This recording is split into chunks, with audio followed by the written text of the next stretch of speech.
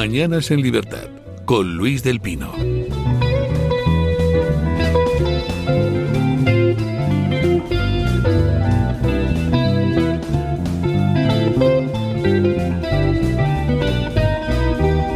...8:40, 7:40 en las Islas Canarias... ...y todos los días tenemos tertulia de lujo.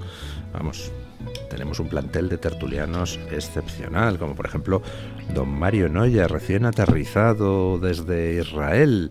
¿Qué tal, Luis? Es un figura, vuelve ayer y ya está hoy aquí tempranito... ...para comentar la actualidad. Doña Rebeca Crespo... ¿Qué tal? Muy buenos Todo días. un placer tenerla en la tertulia. Y El hoy, placer es mío. si...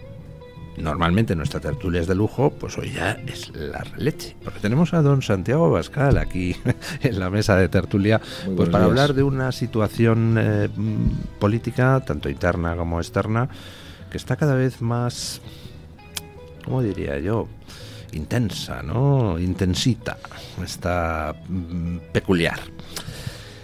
Buenos días, don Santiago Abascal, gracias por estar aquí, someterse a nuestras preguntas. Y bueno, pues yo creo que procede empezar con una de las últimas polémicas, esa enmienda al Código Penal, donde ha conseguido Pedro Sánchez, en colaboración con Bildu y con Sumar, colar una reforma que va a hacer que se beneficien 41 etarras, muchos de ellos con delitos de sangre, de sustanciosas rebajas de penas. Esa reforma habría salido adelante, votaran lo que votaran Vox y PP, pero el caso es que ahí PP y Vox se equivocaron, no se dieron cuenta de lo que estaba colándose por detrás y votaron a favor, lo cual, bueno, pues es una especie de triunfo moral para Sánchez, aunque no tuviera efectos sobre la aprobación en sí. ¿Qué le puede usted decir a los votantes que se han visto escandalizados por ese error y que dicen, oiga, que los parlamentarios están ahí para ese tipo de cosas, para darse cuenta de ese tipo de engaños, ¿no? Pues yo lo primero que puedo decirles es perdón, y lo que me gustaría por otro lado es pedirles comprensión, comprensión pues ante gente como el propio líder del partido de Vox, que ha padecido el terrorismo, él y toda su familia, y yo estoy seguro que entienden que para mí también ha sido un auténtico mazazo esa equivocación. Iba a decir equivocación fatal, no es fatal en el sentido de que eso iba a aprobarse en cualquier caso con los votos de este frente popular de golpistas y proterroristas. O cómo se siente un diputado como el propio José Alcaraz, también víctima del terrorismo. Es decir, lo hemos vivido durante estos días con una tristeza y una zozobra equiparable o superior a la de muchos ciudadanos, y quizá no como la de las víctimas del terrorismo, aquellos que han perdido a sus seres queridos, porque es muy difícil ponerse en su piel, pero lo hemos vivido como algo dramático. Es verdad que esto se votó ya hace unas semanas. No se enteró ningún diputado, no se enteró ningún asesor jurídico, no se enteraron los letrados, no se enteró la prensa parlamentaria especialista también en temas jurídicos que seguía la cuestión. Es decir, era una trampa muy artera, muy malintencionada y muy bien planteada. Yo creo que nuestro gran error fue flaquear y dedicarnos a los tecnicismos y pensar que cualquier cosa que venga del gobierno, aunque sea una transposición de legislación europea, pues puede ser inocua o no puede no ser negativa. Nuestro gran error fue no mantener nuestra posición de distancia infinita con el gobierno. Yo he llegado a decir a la prensa de una manera muy clara que nuestra posición es de distancia infinita con el gobierno y que nosotros vamos a votar en contra de todo lo que plantea el gobierno. Por supuesto hay excepciones que confirman la regla. Hoy vamos a votar a favor de una ley ELA acordada con las asociaciones, una ley ELA que nosotros intentamos traer hace mucho tiempo, con unos planteamientos que fueron rechazados y vetados en su momento por el gobierno y que hoy traen otros grupos parlamentarios también de acuerdo con las asociaciones ELA y que nosotros vamos a votar a favor. Pero esa es la excepción que confirma la regla. Yo creo que nosotros tenemos que tener la conciencia de que tenemos que votar. Es la excepción que confirma la regla y también la excepción que rebate un argumento, a mi juicio un poco simplista, que se dice, no, es que hay que votar no siempre. Pues no, hay veces que no puedes no votar. No, bueno, pues, yo no creo votar, que el ¿no? día que no se vota que no, tiene que haber 1000 filtros y tiene que ser algo gravísimo. No se puede sostener este gobierno de ninguna manera. Yo creo que nosotros tenemos que hacer ese esfuerzo de incomodidad, de votar que no a todo lo que plantea el gobierno o a casi todo lo que plantea el gobierno. Yo he llegado a decir de una manera muy gráfica que si este gobierno grita viva España, nosotros no respondemos viva, respondemos mentira. Y creo que esa tiene que ser nuestra actitud con un gobierno envuelto en la corrupción hasta las cejas. Ha sido, insisto, muy doloroso para nosotros, aunque, insisto, nuestro voto no era decisivo para que esto ocurriera. Esperamos que ahora en el Senado pueda votarse y votemos en contra, y la responsabilidad quedará exclusivamente en Pedro Sánchez y en su gobierno. Hubo un diputado de Vox que asumió la responsabilidad del error, que puso el cargo a disposición. Hemos aceptado que el cambio de ponencia de ese diputado, que ha actuado de una manera honorable, pero desde luego no vamos a aceptar su dimisión como parlamentario, porque la equivocación ha sido coral, ha sido total y generalizada, no de una sola persona, y nosotros pensamos que las personas no son fusibles. Yo no voy a sacrificar a una persona para quedar mejor como líder político, para que el partido quede mejor, cuando ha sido una persona trabajadora, bien intencionada, y que ha caído en el error que han caído absolutamente todos los letrados y juristas que había en las Cortes. Don Santiago, a mí, si hay algo que no me gusta de el análisis que se suele practicar de la actualidad política en España, es que muchas veces es un análisis con orejeras, un análisis limitado que trata de fijarse únicamente en las cosas que suceden aquí, cuando yo creo que cada vez está más claro que la política es ya algo global, que está todo interconectado y que no estamos en una guerra ideológica contra Sánchez. Sánchez pues no es más que un, ¿cómo diría yo?, un cargo de segunda dentro de una especie de multinacional del globalismo que en estos momentos tiene planteadas batallas locales en muchos lugares, España, pero también Colombia, pero también Brasil, pero también la batalla contra Hungría. Ayer en el Parlamento Víctor Orbán estuvo hablando de lo que eran las líneas de la presidencia húngara. Ha habido numerosos intentos de boicotear su presentación, e incluso ayer Ursula von der Leyen se permitió el lujo de insultarle abiertamente, acusarle de ser poco menos que un hijo putativo de Putin e incluso de irse del debate inmediatamente después de haberle insultado. Yo creo que en estos momentos en Europa hay gente enormemente nerviosa, y quizás se deba a algo que el propio Orbán decía hace no demasiados días, que las fuerzas patrióticas están avanzando en toda Europa y que piensan conquistar Europa. No tengo ninguna duda que se debe a ese nerviosismo y a esa huida hacia adelante de quienes quieren terminar con la soberanía de las naciones, y tienen que hacerlo empezando por aquellos que han defendido su frontera y su soberanía, el derecho a aplicar sus constituciones con más contundencia y con más valentía, sometiéndose a todo tipo de chantajes y de sanciones. La actitud ayer de Ursula von der Leyen, jefa de Feijóo y aliada de Sánchez, esto es muy importante decirlo, fue vergonzosa, porque Ursula von der Leyen en realidad es una empleada de los gobiernos, y se atrevió a atacar de una manera infame a un gobierno de la Unión.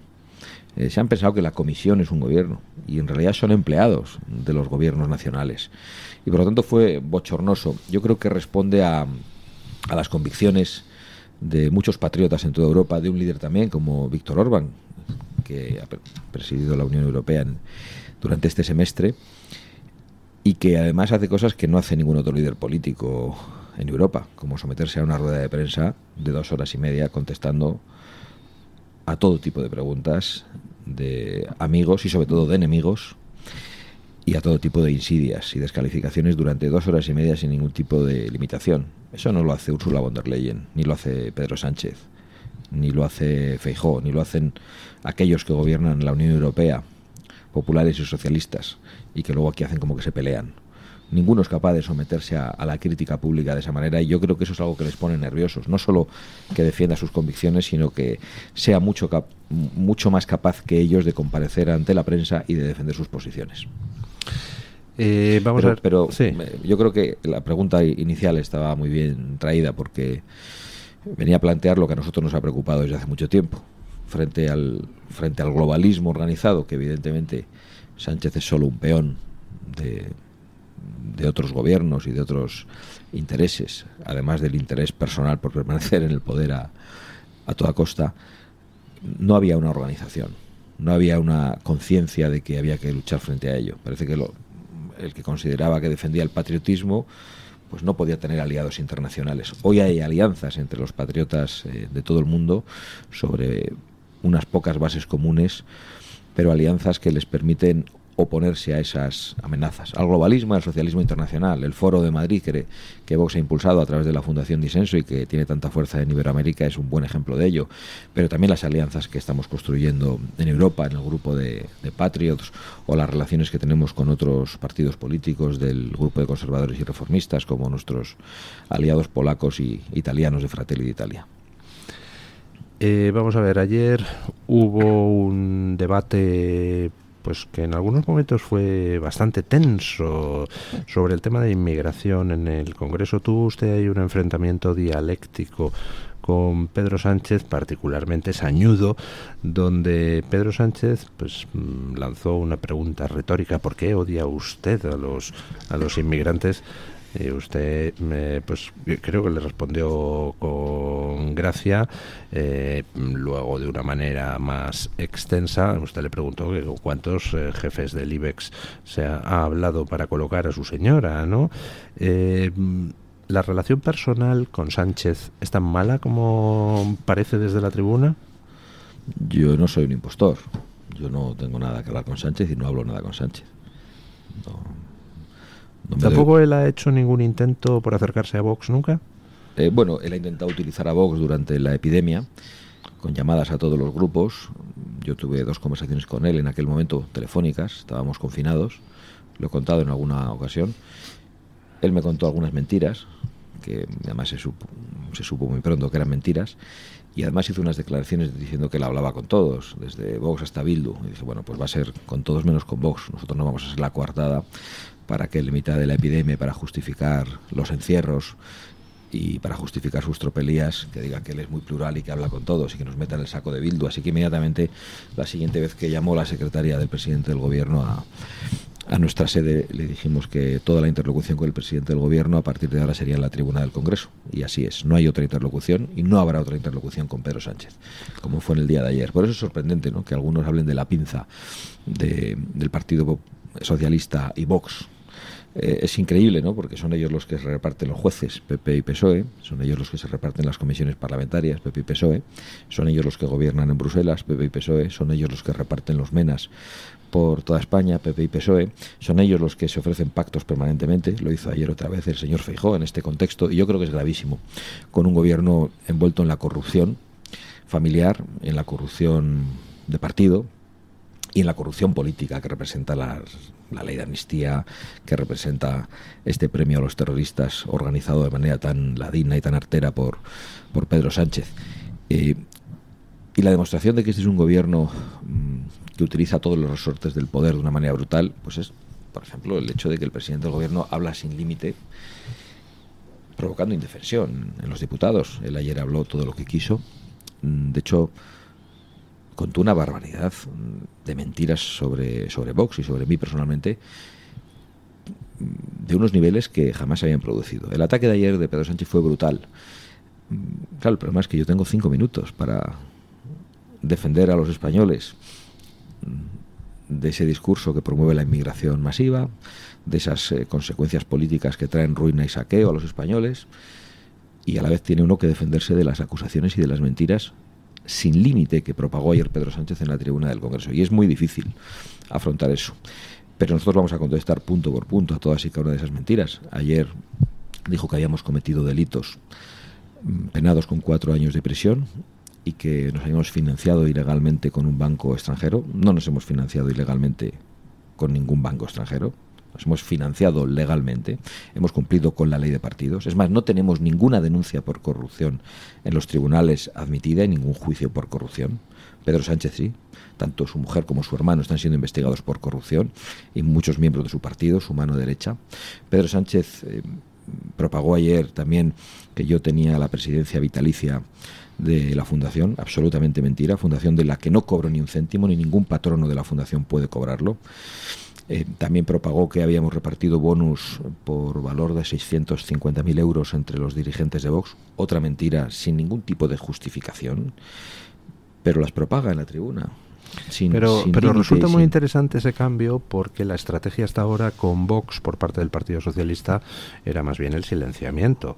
El hecho de que pase al ataque frontal contra Vox indica que el nivel de alarma en el Partido Socialista ha subido. Indica que no ha contestado una pregunta, que le he preguntado 7 veces en la tribuna del Parlamento. Una pregunta que he repetido literalmente y que repito hoy aquí por si nos escucha. ¿A cuántos CEOs de empresas cotizadas y dependientes de la regulación pública llamó personalmente Pedro Sánchez para que recibieran a su mujer? Cada vez que le hacemos esa pregunta se retuerce en el escaño. Claro, más que nada porque roza los límites del delito. Le llegué a decir ayer que si tenía lo que había que tener, que subiera a la tribuna y que contestara. Después de preguntárselo 7 veces. En el día de ayer lo pregunté 3 veces, pero se lo he preguntado en la sesión de control de hace unas semanas, se lo pregunté en la anterior comparecencia. Nunca contesta esa pregunta.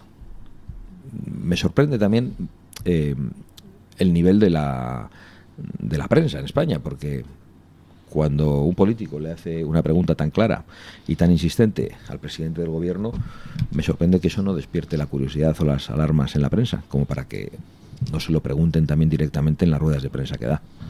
Es sorprendente, pero eso es una pregunta que los españoles debemos saber y que algún día sabremos, y si no la quiere decir en el Parlamento, yo creo que acabará teniendo que contestarla en los tribunales. Por eso ataca, porque no puede soportar esa pregunta, y por eso intenta la demonización de Vox y la demonización que hace también contra mí. Por eso intenta utilizar la vieja estrategia del ventilador que utilizan los corruptos, para decir que todos son iguales. Y por eso ha llegado al límite de inventarse cosas absolutamente falsas que no están apoyadas en nada. Insisto, y que nosotros vamos a contestar punto por punto para que la opinión pública las conozca esta misma mañana. Volviendo al tema de la escena internacional, ahora tenemos que ir a una breve pausa publicitaria de 2 minutos, pero me gustaría hacerle una pregunta en relación con ese avance de las fuerzas patrióticas en distintos países de Europa. ¿Por qué en Francia ha llegado Marine Le Pen al 33%? ¿Por qué ha ganado Geert Wilders las elecciones en Holanda? ¿Por qué ha ganado las elecciones en Italia Meloni? ¿Por qué Orbán lleva no sé cuántos años gobernando con mayorías absolutísimas? ¿Por qué está AfD ganando en algunos estados alemanes ya?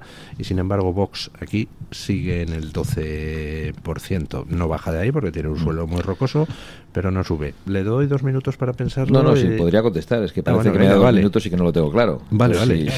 Entonces no quiero la ventaja. Yo quiero contestarlo, salvo que sea imprescindible. No, nos podemos ir dentro de 2 minutos. Yo creo que hay 2 razones fundamentales. La primera, y es que las consecuencias de la inmigración ilegal y el volumen de la inmigración ilegal todavía no ha llegado en España a los límites a los que ha llegado en muchos países de Europa hace mucho tiempo. Y hay otra respuesta muy clara. El FPO, nuestro socio austriaco que acaba de ganar las elecciones, se fundó en 1955. Wilders lleva en la política con el Partido por la Libertad muchísimos años, en sustitución de alguien como Pim Fortuyn, que fue asesinado, y ya había un problema en el año 2000 y antes en Holanda gravísimo. El Frente Nacional en Francia es un partido que viene intentándolo desde los años 80, y la situación de inmigración y de imposición multicultural en Francia es brutal. España, por suerte, todavía no ha llegado a esos problemas, aunque camina aceleradamente para llegar a ellos. Y esos partidos son partidos fundados hace muchísimo tiempo. Yo creo que esa es la única explicación, pero llegará el momento. Y hay otra, que hay muchos españoles víctimas de la estafa política del Partido Popular, que lo único que ofrece es voto útil. Quítate tú para que me ponga yo, aunque haga exactamente lo mismo. Y hay muchos votantes del Partido Popular que comparten el programa de Vox y no el del Partido Popular, pero que cuando van a votar se ven en la tesitura de decir, bueno, pues hay que hacer lo que sea por echar a Sánchez. y eso es algo que todavía padecemos, pero dejaremos de padecerlo. Bueno, breve pausa publicitaria y seguimos con la tertulia. Sintoniza la libertad en tu radio. Radio Libertad. De la Z a la A, Zarzuela, dirigido por Luis Gutiérrez Serantes. Los viernes de 7 a 8 de la tarde en Radio Libertad. No se pierda un programa de algo muy nuestro, con la colaboración del Teatro de la Zarzuela. Sin estigmas, con la más avanzada ciencia, con conciencia, afecto y respeto, tratamos desde el año 1935 a los pacientes mentales en el Hospital Psiquiátrico San Francisco de Asís y la Comunidad Terapéutica San Antonio de Málaga. Teléfono 952 20 14 64 o infórmese en la web www.hospitalsanfrancisco.com. Está harto de que le hagan esperar al teléfono, de que no le expliquen las ventajas de la contratación en sus seguros. Ahora puede contar con Incos. Le damos un trato personalizado y le ofrecemos un ahorro en sus seguros. Así que no espere más y llame a Incos al 91 032 69 47. El Toro TV también es Radio Libertad. La doctora Iradier, especialista del Instituto de Microcirugía Ocular, IMO, Grupo Miranza, realiza en Madrid cirugía premium de presbicia y catarata. Si desea eliminar sus gafas de vista cansada o nota que con la edad pierde visión, la doctora Iradier le realizará el tratamiento para recuperar la agudeza visual y nitidez de la juventud con la mejor lente intraocular y la técnica más segura y eficaz. Doctora Iradier en IMO, Grupo Miranza. Teléfono 910-783-783. Calle Valle de Pinares Llanos 3, Mirasierra, Madrid.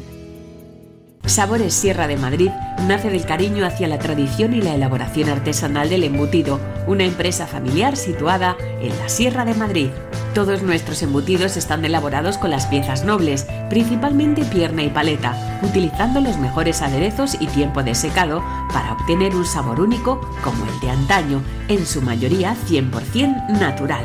La especialidad es el embutido de ternera IGP Sierra Guadarrama, premiado en 2023 como el mejor chorizo del mundo especial, siendo pioneros en la elaboración de este embutido y reconocidos con la M Producto Certificado garantizado por la Comunidad de Madrid. No hay excusa, prueba y regala embutidos premium Sabores Sierra de Madrid.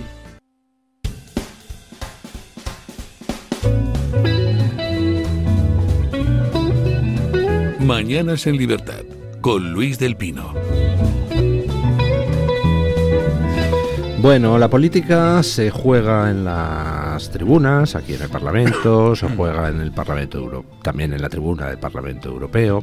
La política se juega en los foros, pues a favor o en contra de determinadas cosas, y también se juega en lo subterráneo. En las elecciones europeas pasadas, pues hubo una jugada que muchos interpretamos como un intento de evitar a toda costa el crecimiento de Vox, que fue la aparición de esa candidatura de Alvise Pérez, que al final pues sacó medio por sorpresa, medio no, 800.000 votos, que se dice pronto, y 3 eurodiputados. Al final pues esa candidatura pues ha estallado por los aires contra una serie de informaciones referidas a las relaciones con un presunto estafador de un chiringuito cripto, etcétera, etcétera, etcétera. Pero ya empiezan a rumorear ya empieza a rumorearse en los mentideros que fracasada esa operación se va a poner en marcha otra, que consistiría en la creación de algún partido de corte posiblemente liberal y donde se integrarían algunos críticos de Vox o exmiembros de Vox. Eso cada vez se rumorea con más fuerza. ¿Cómo vio usted aquella situación en las europeas? ¿Qué opina usted de esos rumores? Bueno, yo me enteré fundamentalmente por las menciones insistentes de Pedro Sánchez durante las europeas a aquella candidatura. Y bueno, pues después lo único que tengo que decir es que 800.000 españoles absolutamente respetables pensaron que esa era la mejor opción para denunciar la corrupción sistemática en España y tienen todo mi respeto. Claro, ahora esos 800.000 españoles están verdaderamente atónitos ante las noticias que están leyendo y probablemente se sienten desamparados y huérfanos. Yo solo puedo decirles que Vox es un partido comprometido en la lucha contra la corrupción. Vox está personado en el caso que investiga a la mujer de Pedro Sánchez, en el caso Koldo, en el caso del hermanísimo. Vox ha puesto querellas contra el presidente del gobierno, Vox ha puesto querellas absolutamente contra todos aquellos que creemos que están envueltos en la corrupción de alguna manera. Bueno, incluso le hemos puesto una querella al líder de ese partido por intentar esparcir el ventilador y tratar de vincularnos a esa empresa o a esa estafa piramidal de las criptomonedas. Por lo tanto, yo solo puedo decir que tiendo la mano a esas personas, que entiendo que para muchas quizá esa opción era el último tren, pero que hay otras opciones, y hay otras opciones que han demostrado su fortaleza a lo largo del tiempo. Vox es la tercera fuerza política desde hace 6 años. Eso no lo ha conseguido en ningún momento mantenerse durante ese tiempo ninguna de las fuerzas alternativas que nacieron en España en la última década, como Ciudadanos y Podemos, uno desaparecido y otro prácticamente extinto y pulverizado, y sin embargo Vox lo ha logrado. También pienso que vendrán otro tipo de ataques. No tengo ninguna duda. Creo que en 40 años no ha habido ningún partido que haya padecido tantas operaciones, tantos hostigamientos y tanto acoso para ser destruido como Vox. Harán daño y han hecho daño, pero Vox va a sostenerse, porque Vox tiene una fortaleza que ellos no son capaces de comprender. Y en primer lugar es que Vox está pegado a la idea de España. Vox está pegado a una idea patriótica, a un mensaje nacional, igual en todo el territorio nacional, y mientras nosotros hagamos lo correcto y seamos gente honrada y decente y defendamos los intereses de tantos españoles desamparados y sepamos pedir perdón cuando nos equivocamos, mientras hagamos eso, yo creo que Vox será un partido que se convertirá en una alternativa cada vez más importante en España. Antes ha dicho que la relación personal con Sánchez, y es mi última pregunta antes de ceder la palabra a nuestros contertulios, que la relación personal con Sánchez es inexistente. ¿Cómo está la relación personal con Feijóo después de la ruptura de los gobiernos y cómo valora a toro pasado aquella ruptura? Bueno, yo creo que la relación personal no es importante. La relación con el señor Feijóo es cordial y puede ser cordial más allá de nuestras diferencias políticas. Pero lo importante es que no podemos estar en un acuerdo con el Partido Popular mientras el Partido Popular está en acuerdos con el Partido Socialista. El Partido Popular está gobernando en Bruselas con el Partido Socialista y ha participado de una estafa electoral en las elecciones europeas, aparentemente debatiendo con el Partido Socialista, con el que había gobernado los últimos 5 años allí, para volver a gobernar con el Partido Socialista. El Partido Popular y el Partido Socialista en Europa son intercambiables. Tanto es así que muchas veces Pedro Sánchez les reprocha a los dirigentes del Partido Popular en el Congreso de los Diputados que votan a favor de cosas en Europa que luego no quieren aplicar en España, y en España se oponen cuando el gobierno las quiere aplicar. Y claro, hay algo de razón en ese argumento. Pero es que también será España la primera vez que Pedro Sánchez diga la verdad, ¿no? Sí, bueno, es como lo de hasta un reloj parado, ¿no? Siempre acierta al menos una vez al día. Pero también esos acuerdos se están produciendo en España en todos los órdenes. El señor Feijóo lleva con la mano tendida a Pedro Sánchez permanentemente. Mano que Pedro Sánchez desprecia, pero que utiliza cuando le hace falta. Y lo utiliza cuando está ahogándose. Y esa mano se la ha tendido el señor Feijóo a Sánchez en demasiadas ocasiones.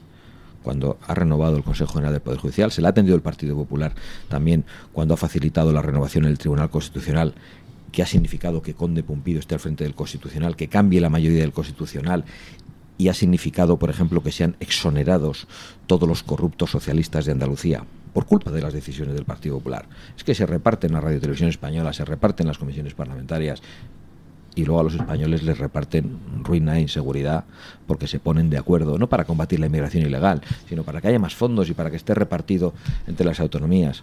Solo hablan de solidaridad, de cómo gestionar el problema, no de cómo combatirlo. Entonces representan dos formas muy parecidas de hacer política.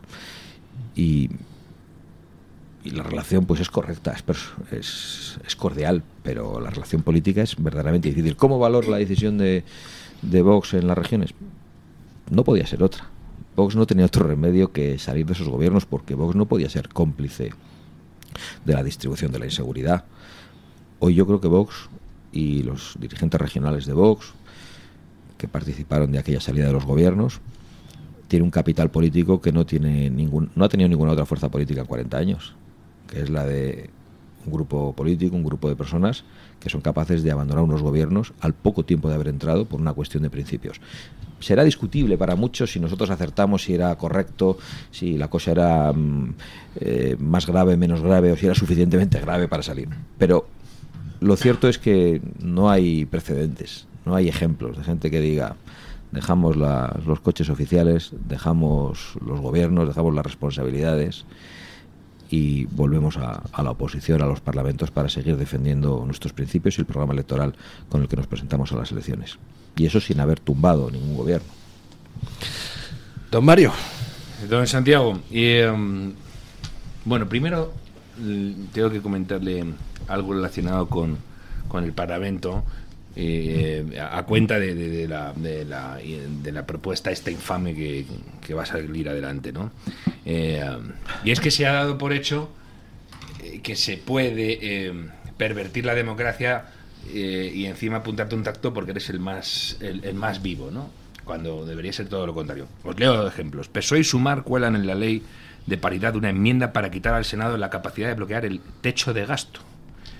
El gobierno cuela en el decreto anticrisis la aprobación de la derogación del artículo que frenaba la amnistía y cumple así con Junts. Es decir, se está utilizando el Parlamento para legislar subrepticiamente. Es decir, y a Pablo Iglesias creo que lo metieron también en el CNI con una votación, parece, sí. Es decir, a mí me gustaría que se hiciera algo para impedir a los parlamentarios legislar de algo sobre lo que no puedes legislar. Es decir, tú estás haciendo una legislación sobre una cosa, solo te puedes mover de ahí. Me gustaría que se hiciera batalla técnica. Habéis presumido muchas veces de que tenéis técnicos que saben muy bien cómo se legisla, cómo se hacen leyes. Me gustaría que la batalla fuera más allá y que se analizara este asunto, porque es un escándalo. Es decir, que nos hayamos acostumbrado a que, oye, vamos a votar la ley de vivienda y de paso suelto un etarra, pero como eso no puede ser. Y segundo, ha dicho usted que uno de los grandes problemas de crecimiento que tiene Vox es que hay muchísima gente que le sigue comprando la mercancía al PP. ¿Qué se puede hacer para hacer lo que ha hecho Meloni? No ha tenido que implosionar el partido de referencia de la derecha italiana para que ella se haya convertido... Sí, implosionado, sí. Sí, pero sigue existiendo y sigue siendo de hecho es un socio de Meloni. Sí, pero es que eso es muy importante. Es que los aliados del Partido Popular solo son socios en Europa de nuestros aliados cuando se quedan por detrás. Cuando están por delante, nunca. Porque cuando están por delante siempre quieren ser socios de los socialistas. Ahora bien, cuando el electorado les disciplina, no les queda otro remedio que pactar. Ha ocurrido en Francia recientemente y ocurrió en Italia. Pero claro, estaban en la oposición en Italia. Pero quiero decir, don Luis ha dicho una cosa muy interesante. Hay un suelo muy poderoso. Con toda la que ha caído, hay un suelo ahí del 12%.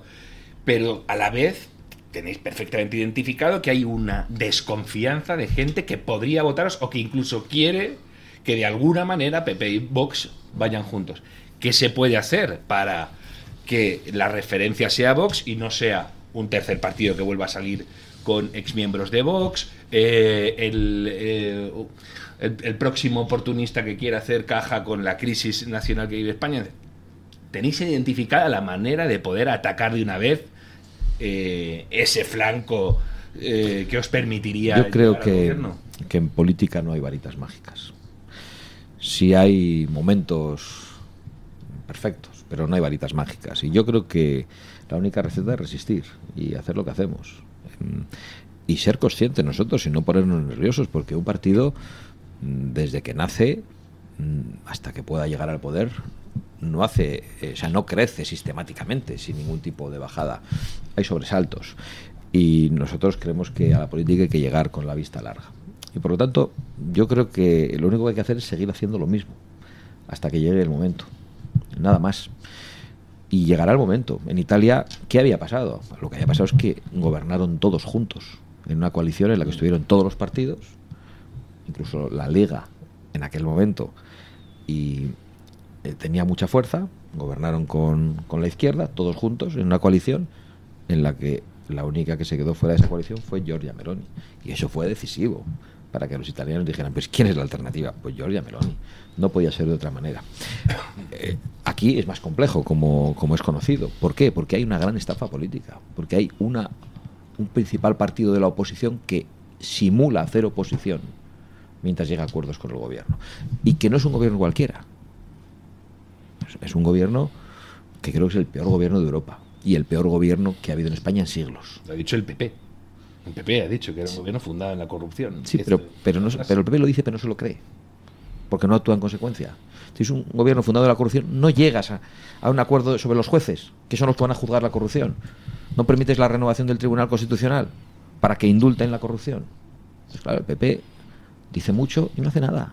El PP sale en manifestaciones contra este gobierno diciendo que el gobierno está prácticamente al frente de un golpe. Es verdad que la retórica es un poquito más suavecita, que sorpresa, ¿no?, que la nuestra. Pero es que luego llega a acuerdos con ese gobierno. No se puede, lo he dicho muchas veces, salir el domingo en manifestación con la gente, estafándola, y el lunes llegar a acuerdos con ese mismo gobierno contra el que sales en manifestación. No se puede. Y claro, nosotros decimos que no cuenten con nosotros para eso. Y por eso no estamos en los gobiernos regionales. Doña Rebeca. Señora Bascal, volviendo también al asunto del error, ha hablado antes de esa dimisión, ¿no?, que había propuesto Emilio del Valle y cómo la han descartado, pero entenderá usted que hay ciudadanos, o que puede, sobre todo muchos de ellos, que son votantes de Vox, que dicen, en una empresa o en mi empresa, cuando alguien comete un error de estas características, se producen destituciones, ¿no? O hay alguien que asume directamente esa responsabilidad. Descartan totalmente esa asunción de responsabilidades a través de destituciones. Y luego, por otro lado, centrándonos en las soluciones, ¿qué vías están estudiando para ver si se puede subsanar este error, si es posible o no? Aunque sé que es difícil, puesto que se ha aprobado por la vía de la urgencia y el plazo pues se habría cumplido. ¿Qué posibilidades hay o qué es lo que va a hacer Vox para intentar impedirlo? Bueno, Vox le ha pedido al Partido Popular en el Senado que haga cosas que el Partido Popular no está dispuesto, como ocurrió con la ley de amnistía. Y me temo que lo único que podrá hacer al final es votar en contra en el Senado y volverá al Congreso y seguirá para adelante la ley. Pero es que la ley iba a seguir para adelante en cualquier circunstancia. Esto es importante decirlo.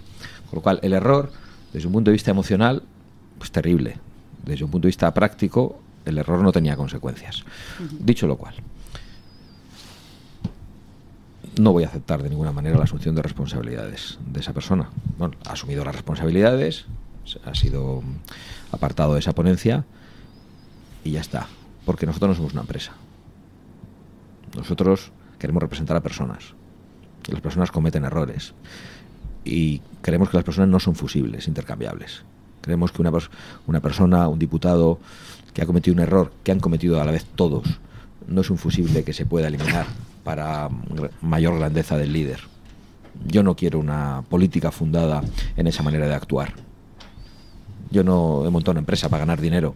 Yo he montado un partido político para representar a buenas personas, a votantes preocupados, con convicciones.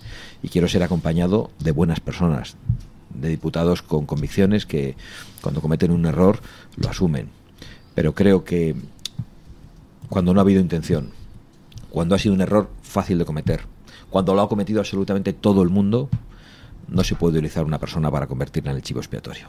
Cuando el culpable es Sánchez, y él es al que tenemos que señalar todos los días, él es al que tenemos que poner en la picota, él es al que tenemos que derribar del gobierno, y por lo tanto desviar la atención sobre esa responsabilidad de Sánchez y de todos los criminales que le apoyan, creo que es un error que desde luego yo no voy a cometer.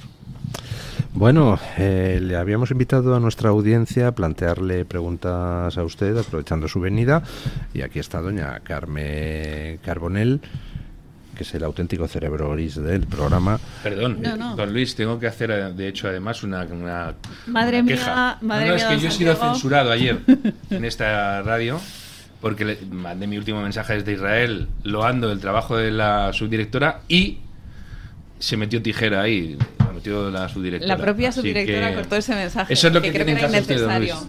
Luis. Faltaban minutos para otras Bueno. cosas importantes, como son los mensajes que nos dejan los oyentes, don Luis. Permítame, don Santiago Abascal, que me haga eco de lo que nos han dicho en redes sociales, a través del chat y de la comunidad de YouTube, y por supuesto a través de Twitter, la red social favorita de don Luis del Pino. Voy a empezar con un mensaje que nos deja Jorge, que recuerda al procurador de Vox en Castilla y León, fallecido ayer a los 59 años, don Javier Carrera, víctima de un cáncer.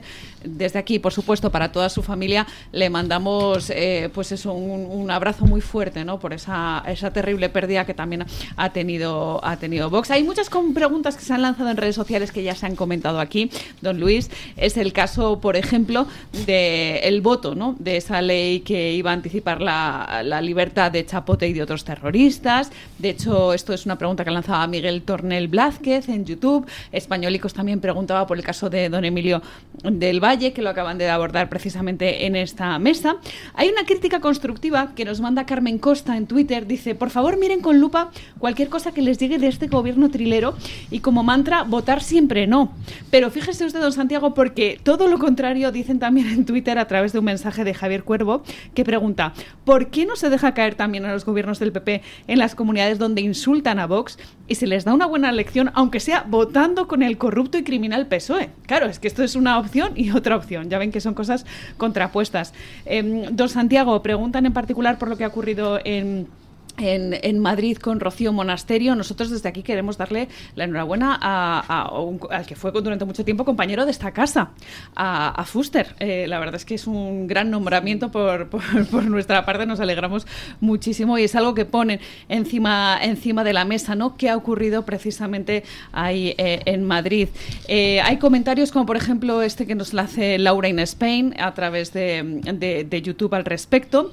También Francisco JB dice si van a tratar de cambiar su política de información con los medios de comunicación. Él dice que cree que es necesario que el mensaje de Vox llegue a todo el mundo. Yo creo que es algo realmente complicado porque en muchas ocasiones no es tanto lo que pasa con el partido, sino lo que pasa en los medios de comunicación. Pero bueno, lanza esta pregunta para intentar saber qué va a pasar ahí.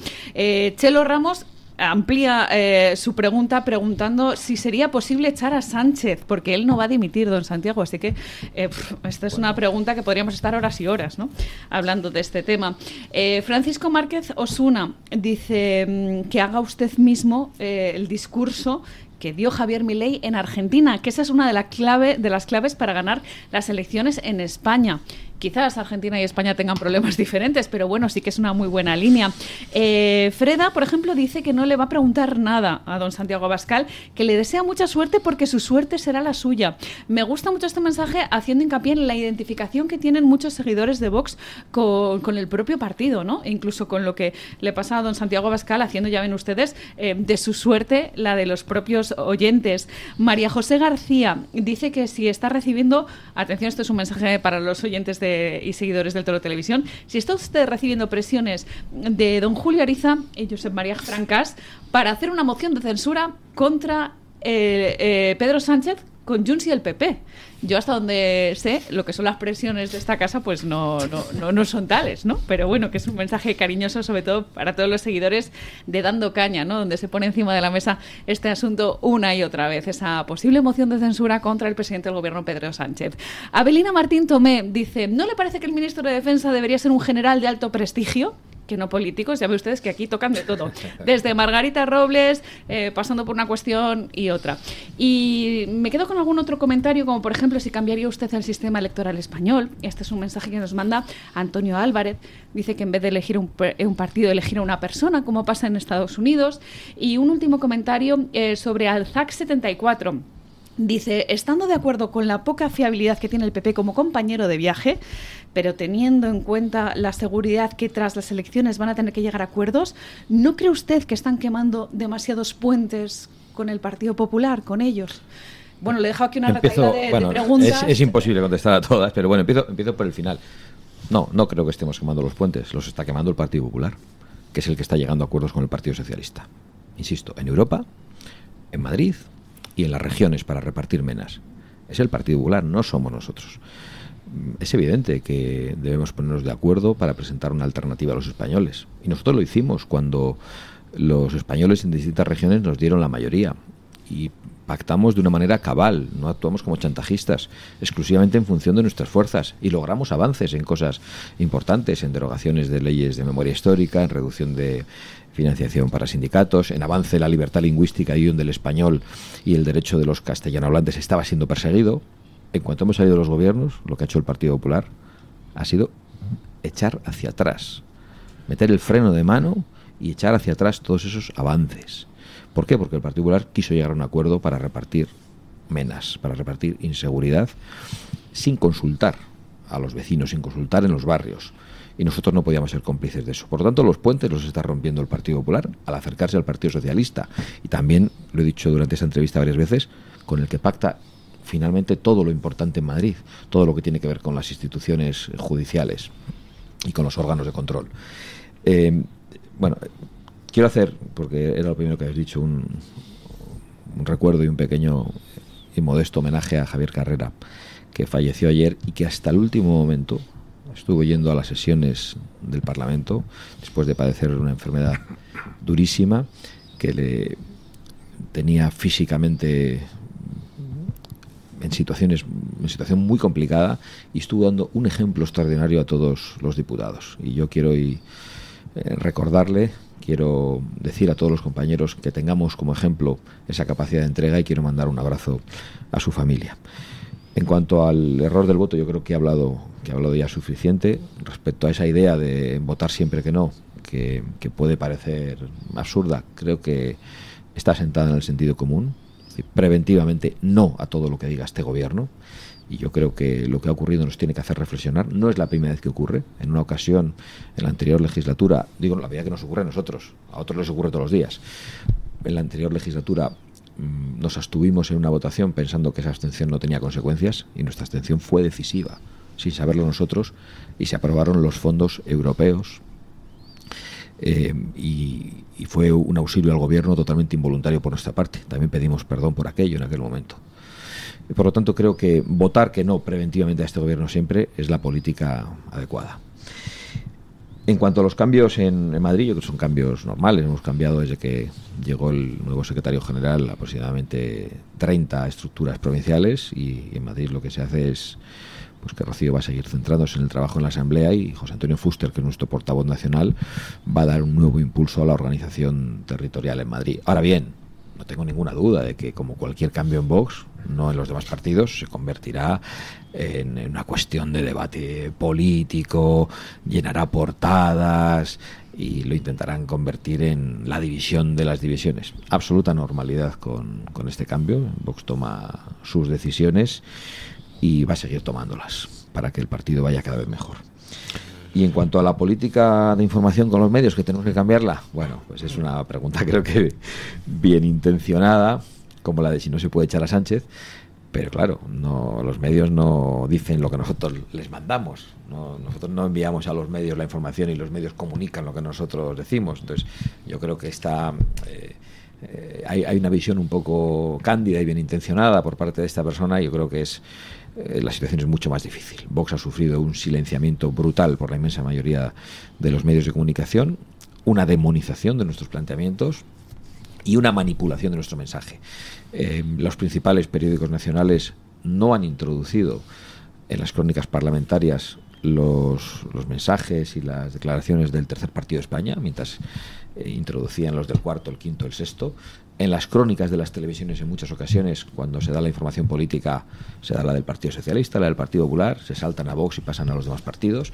Y esto es algo que no depende de nosotros, depende de una decisión editorial por parte de algunos poderosos que están en la política o en los medios de comunicación. Y en cuanto a la posibilidad de echar a Sánchez, sí, con una moción de censura.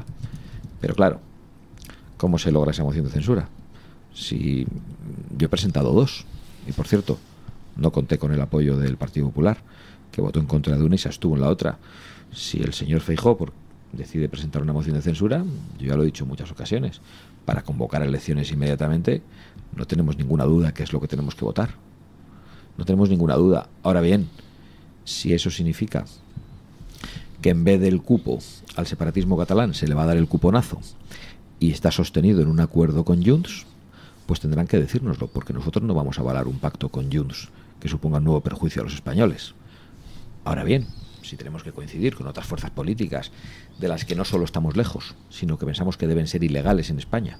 Cuando me preguntan por el sistema electoral, digo, yo prefiero hablar del verdadero problema. Y es que en España las fuerzas separatistas que quieren destruir la unidad nacional son legales. Yo pienso que deben estar fuera de la ley. Pero si en una votación tenemos que coincidir para echar a Sánchez y para que en España se convoquen elecciones, coincidiremos. Ahora bien, si eso significa que hay un acuerdo con ellos para seguir destruyendo la unidad nacional, nosotros evidentemente no podemos participar de un blanqueamiento, de un acuerdo del Partido Popular con Junts. Parece que el Partido Popular tiene facilidad para ponerse de acuerdo con el Partido Socialista, con Junts y con todos, menos con Vox. Bueno, pues muchísimas gracias, don Santiago Abascal, por haber estado aquí tanto tiempo. Le hemos robado muchísimo, que sé que tiene que ahora ir al Congreso. Gracias por dedicarnos esta casi hora y bueno, nosotros continuamos ahora con la tertulia después de una pausa publicitaria. Es un placer, muchas gracias a vosotros. El Toro TV también es Radio Libertad.